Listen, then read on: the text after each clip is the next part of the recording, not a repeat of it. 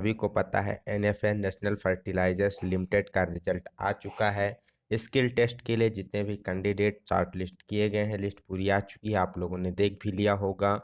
अब यहाँ पर जो रेशियो है स्किल टेस्ट का वो है 1:5 के रेशियो में है। एक सीट पर लगभग 5 लड़कों को शॉर्ट लिस्ट किया गया है। स्किल टेस्ट में कहीं कहीं ये 5 वाला जो रेशियो है बढ़कर 8 से 9 भी हो गया है। ठीक, तो यहाँ पर कंपटीशन काफ़ी ज़्यादा होने वाला है स्किल टेस्ट में।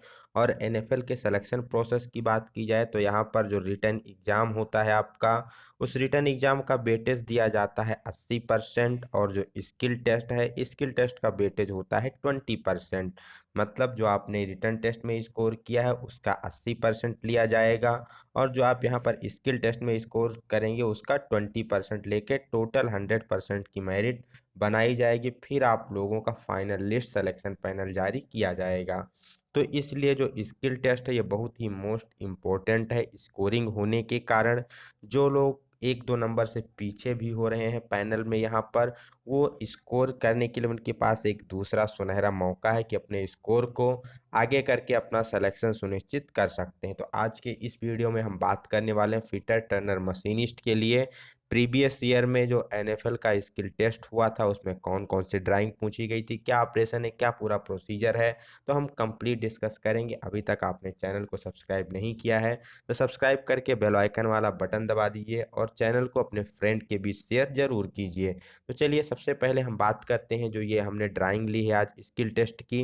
ये ड्राइंग कब की है तो आप सभी को पता होगा, एनएफएल की प्रीवियस ईयर वैकेंसी निकली थी 2019-20 में। तो इसका जो स्किल टेस्ट था ये था 1 फरवरी 2020 को ये स्किल टेस्ट था। तो 1 फरवरी का हमने ड्राइंग लिया है। यहाँ पर आईटीआई वालों का बेसिकली बात की जाए तो ये टेस्ट मैंने भी अटेंड किया था।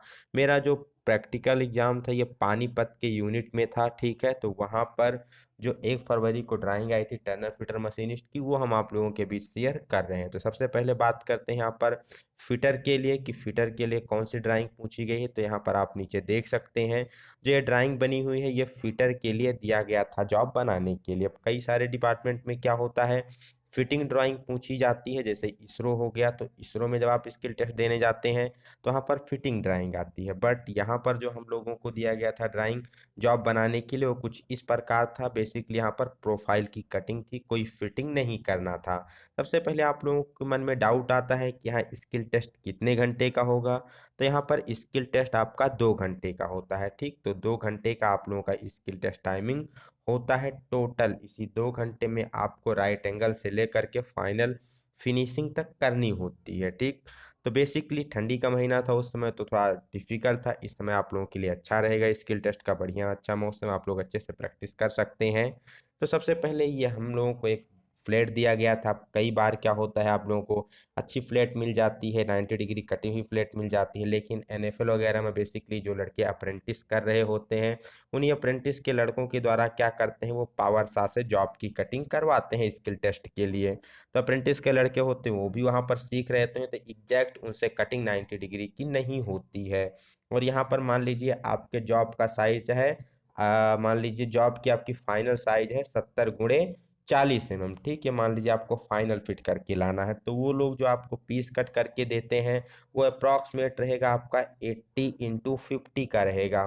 तो ऑलरेडी आपका 10x10 मटेरियल ज़्यादा होता है, वो भी आपको एक बार हेक्साइन करके एक्स्ट्रा मटेरियल को बाहर निकालना होता है। अगर आप कंपेयर करें इसरो से, तो इसरो में आपको बेसिकली जो ड्राइंग जो वहाँ पर जॉब दिया जाता है वो टोटल सीएनसी कटिंग जॉब होता है। आपको कुछ नहीं करना होता, डायरेक्टली केवल मार्किंग करके कटिंग कर लेनी होती। लेकिन यहाँ पर इन सारे डिपार्टमेंट में जो आपको जॉब मिलता है, डीआरडीओ हो गया, एनएफएल हो गया, यहाँ पर आपको रफ रस्टेड पीस, जंग लगा हुआ पीस देते हैं। तो सबसे पहले आपको एक्स्ट्रा मटेरियल कटिंग करना है, एक्स्ट्रा मटेरियल कट कट के आपको निकालना है। उसके बाद आपको क्या करना होता है, राइट एंगल करना होता है। राइट एंगल करने के बाद फिर आपको मार्किंग करनी है, मार्किंग के बाद फिर कटिंग करनी है, कटिंग के बाद फिर यहाँ पर आपको फाइनल फिनिशिंग करके डायमेंशन में रेडी करना है। तो जो पिछले बार जॉब पूछा गया था ये आपका जो ये लेंथ था ये 70 mm था, विड्थ मुझे प्रॉपर याद नहीं है, अप्रॉक्सीमेट 40 या 50 mm के करीब थी। यहाँ पर करना क्या था, एक आपको जैसे देख पा रहे होंगे यहाँ पर एक स्क्वायर टाइप या आयताकार एक कटिंग करनी थी ग्रुप में। अब मेन क्या है, अगर ये जो ग्रूव है ये 10 mm तक हो, कितने mm तक हो, 10 mm या 15 mm तक इसकी डेप्थ हो, तो इजीली कट कर सकते हैं हम लोग हेक्सा ब्लेड से। एक इस प्रकार का ट्रेंगुलर शेप करके हम लोग इसको क्या कर सकते हैं, कटिंग कर सकते हैं। लेकिन जैसे जैसे इसकी डेप्थ आपकी बढ़ती जाती है, ये प्रोफाइल कट करना क्या हो जाता है, मुश्किल हो जाता है। अगर ये प्रोफाइल यहाँ तक कट करनी होती तो इजीली एक ट्रेंगल ऐसे मारते, एक ट्रेंगल ऐसे मारते, बीच का मेटल रिमूव हो जाता, इसको तिरछा काट देते, इसको तिरछा काट देते, कट गया। लेकिन जब यहाँ पर लेंथ इसकी ज़्यादा हो जाती है तो हेक्सा से कटिंग करना मुश्किल होता है। तो हम लोग आईटीआई में क्या करते हैं, हम लोग यहाँ पर चैन ड्रिलिंग कर देते हैं, एक स्ट्रेट कटिंग एक स्ट्रेट कटिंग, यहाँ पर चैन ड्रिलिंग करके इस पीस को निकाल देते हैं। लेकिन कई बार जहाँ पर आप प्रैक्टिकल देने जाते हैं वहाँ पर आपको अगर यहाँ पर ड्रिलिंग नहीं दिया गया है तो ड्रिल मशीन वो लोग अलॉट नहीं करते। हम लोगों के केस में ऐसा ही हुआ था, हम लोगों को चैन ड्रिलिंग की सुविधा नहीं दी गई थी। और बात की जाए तो वहाँ पर टूल्स और जो इक्विपमेंट थे वो भी बहुत क्या थे, लिमिटेड थे। बहुत लिमिटेड मतलब एक से दो, दो से तीन फाइल दे दी गई आपको, हेक्सा ब्लेड दे देगा, फ्रेम दे दिया गया। मार्किंग के लिए आपको वर्नियर हाइट गेज भी नहीं दिया जाता, सिंपल स्केल से मार्किंग करनी होती है स्क्रैबर का प्रयोग करके। तो ये सारी चीज़ें वहाँ पर टूल इक्विपमेंट थोड़ा कंजस्टेड होते हैं, उसी में आपको काम पूरा चलाना होता है, ठीक। और उसी में कई सारे टूल्स ऐसे होते हैं जो कॉमन रहते हैं, सारे स्टूडेंट को यूज करना रहता है, तो ये भी चीज़ें वहाँ पर मैटर करती हैं। जबकि इसरो वगैरह में क्या होता है, आपको सेपरेटली सारी चीज़ दी जाती है। तो जब यहाँ पर इस डेप्थ आप ग्रुप की चौड़ाई थोड़ी ज़्यादा हो जाती है तो इस प्रोफाइल को कटिंग करना मुश्किल होता है। तो आप लोग थोड़ा प्रैक्टिस करिएगा, इसको 2 स्टेप में कटिंग करना पड़ता है। अब इसी से होता हुआ एक यहाँ पर 12 mm का रेडियस दिया गया था, तो ये रेडियस आप लोग इजीली कट से कर सकते हैं। इस रेडियस जहाँ पर समाप्त होता था वहीं से एक टेपर निकल रहा था, ठीक।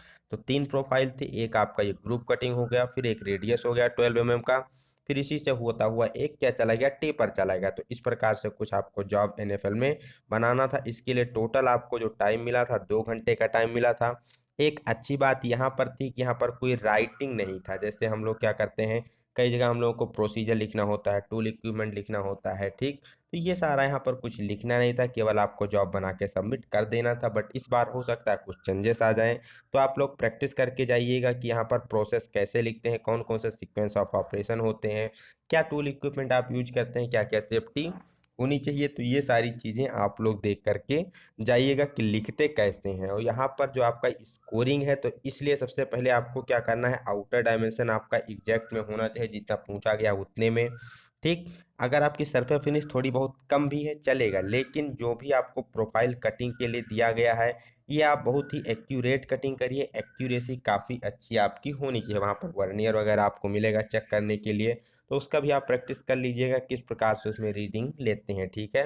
तो बहुत अच्छी खासी एक्यूरेसी में आपको क्या करना है, जो आपको फिनिश करना है, सबसे पहले क्या करना है, आपको प्रोफाइल कटिंग पर ध्यान देना है, आउटर डायमेंशन पे ध्यान देना है।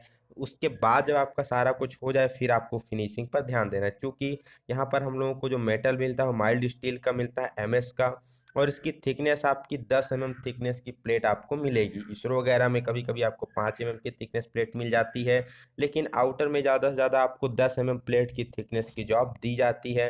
तो काफ़ी डिफिकल्ट होता है यहाँ कटिंग करना भी। तो हेक्साइन की प्रैक्टिस भी आपको होनी चाहिए कि जो आपका कट है वो कैसा होना चाहिए, स्ट्रेट कट होना चाहिए। क्योंकि अगर थोड़ा सा आपका स्लेंट हो गया तो फिर से आपको कटिंग करनी पड़ेगी। ब्लेड वगैरह भी देखना है ज़्यादा ना टूटे, तो ये सारी चीज़ें आपको ध्यान में रखनी है। बात की जाए अगर टर्नर ट्रेड की कि टर्नर में क्या आया था जॉब, तो टर्नर ट्रेड में सिंपली आप लोगों ने, जो लोगों ने डीआरडीओ का वहाँ पर दिया होगा स्किल टेस्ट, सेम वही ड्राइंग आई थी। आपको क्या करना था, एक बड़ा स्टेप था, उसी से छोटा हुआ एक यहाँ पर आपको छोटा स्टेप बनाना था। फिर उसके एक आगे एक आपको टेपर टर्निंग करनी थी। तो कह सकते हैं टर्नर में क्या था, आपको टर्न में 3 ऑपरेशन, सबसे पहले आपको फेसिंग करना था, फेसिंग करके जो जॉब की लेंथ थी उसको मेंटेन करना था। देन आपको प्लेन टर्निंग करनी थी, ठीक। प्लेन टर्निंग के बाद आपको टेपर टर्निंग करनी थी। 3 ऑपरेशन यहाँ पर आपको करने थे, किनको, टर्नर वालों को। तो इनका भी जॉब ज़्यादा कुछ टफ नहीं था। बट यहाँ पर टर्नर में दिक्कत क्या थी, जो टूल्स वगैरह होते हैं वो आपको ग्राइंड करने आने चाहिए। कभी कभी आपको जो वहाँ पर टूल्स दिए जाते हैं वो थोड़ा सा ब्लंट होता है। तो अगर टूल ब्लंट है तो आपको ग्राइंड करना आना चाहिए कि कैसे आप उसे ग्राइंडिंग मशीन पे ग्राइंड करते हैं, ठीक। नेक्स्ट बात की जाए अगर मशीनिस्ट वालों के लिए, तो मशीनिस्ट वालों के लिए वहाँ पर दिया गया था एक आपको डवटेल ग्रुप काटना था। क्या काटना था आपको, एक डवटेल ग्रुप काटना था। ठीक, तो डबटेल ग्रुप आप किस मशीन पे काटते हैं आप पे डिपेंड करता है। बहुत सारे लोग सेपर पे काटते हैं, कोई स्लॉटर पर, मिलिंग मशीन। तो आप लोगों को ये सारी तीनों मशीनें भी चलानी आनी चाहिए, सेपर, स्लॉटर, मिलिंग। ठीक, कोई भी मशीन दी जा सकती है, आप अपने अनुसार उसको कटिंग कर सकते हैं। ठीक, तो ये थी ड्राइंग से रिलेटेड इंफॉर्मेशन कि किस प्रकार की ड्राइंग आई थी, क्या क्या वहाँ पर जॉब वगैरह पूछा गया था।